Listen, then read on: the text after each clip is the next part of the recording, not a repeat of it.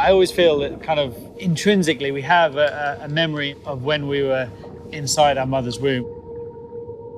I think somewhere in our body we recall that experience. And being underwater, I think, puts us back into that mindset. It's almost like going back to the beginning.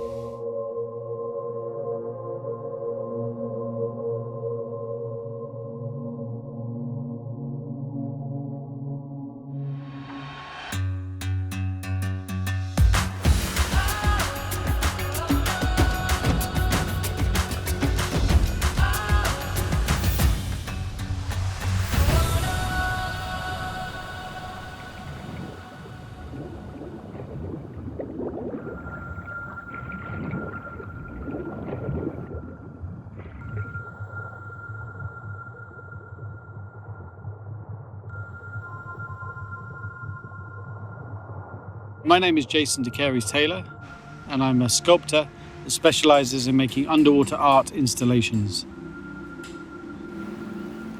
I studied sculpture at art college. After I left, I was young and energetic. I wanted to sort of explore the world. So I tried my hand at a variety of things. I was a scuba diver, paparazzi. I worked building stages. And I got to the end of it and I realised that actually I didn't enjoy it. And it was the one time in my life where I felt completely adrift. So I just thought from that moment, I might as well just start doing what I love. And what I loved doing was making art. A thought popped up. Why don't I create this underwater sculpture park? But it just wasn't feasible. I didn't have the finance and I didn't have the opportunity. So I just decided to roll the dice. I sold my house. Thought I'll just invest everything that I had to work in this small bay on the island of Grenada. Next on Evening Edition West Coast, it's an extremely dangerous hurricane with sustained winds as high as 135 miles per hour. It was a cove that had actually been wiped out by Hurricane Ivan.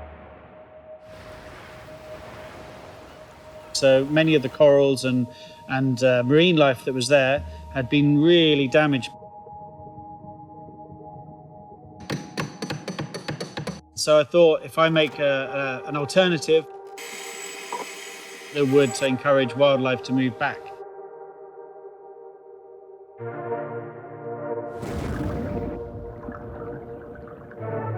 We put them in and they're very clean and grey looking. But then slowly and surely, as coral polyps drift in the water column, they start to attach. And then slowly over time, it becomes this living, breathing ecosystem. It wasn't just about making, static artwork.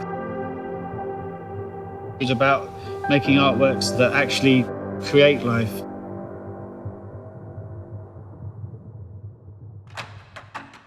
After doing the Grenada project, a few other destinations around the world contacted me.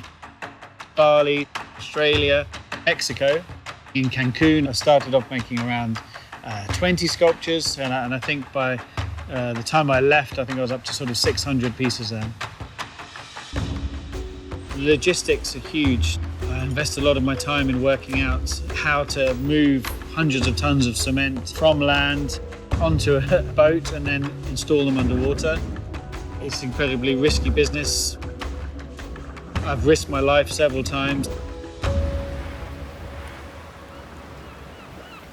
Once I install the sculptures, there's a huge sense of relief. The rest of it is sort of watching it evolve from there.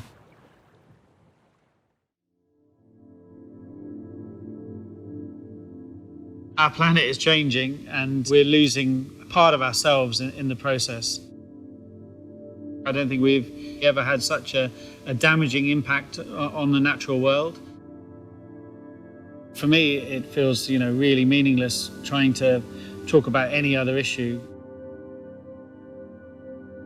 Artists play, a fundamental role in shaping our opinions, informing the narrative, a really vital part of the creativity.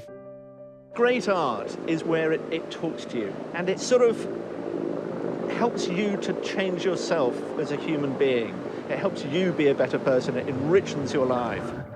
But, I almost feel like I slightly cheat. I just sort of provide the canvas and I have a lot of natural assistants that come along and actually do all the fine brushwork, do all the fine detailing.